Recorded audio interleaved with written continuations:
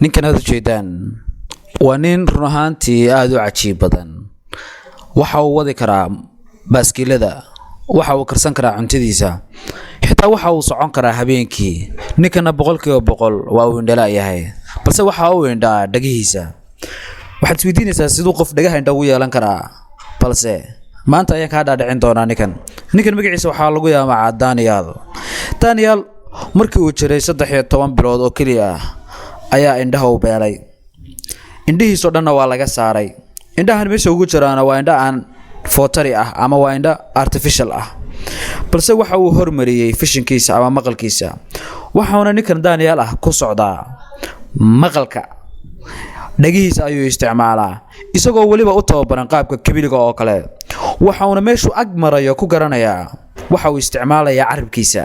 macnaha carabkiisa ayuu dhaqdhaqaajinayaa, isla markaana waxa uu garanayaa shayga dul taagan inuu buug yahay, inuu kartoon yahay iyo inuu guri yahay. wax kasta uu ku guda jiro uu garanayaa.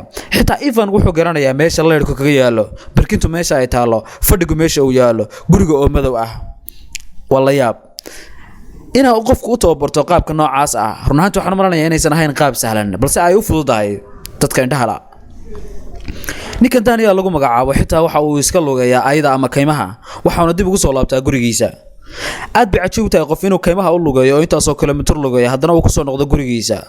walibana gurigiisa marka uu ku soo laabtay oo leerku ka maqan yahay waxa uu adeegsadaa isaga carabkiisa, isagoo dhahaya isla markaana garanaya meesha uu ku sugan yahay dhawaaqeeda, inay kayn tahay, inay guri tahay, inuu leerku daysan yahay.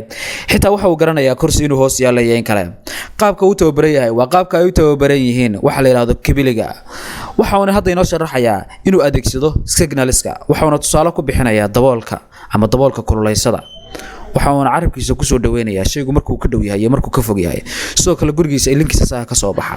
ninkana waxa uu Daniel sheegayaa inuusan u baahnayn wax indha ah si uu dunidan ugu noolaado, una isticmaalo dhawaqiisa oo kaliya.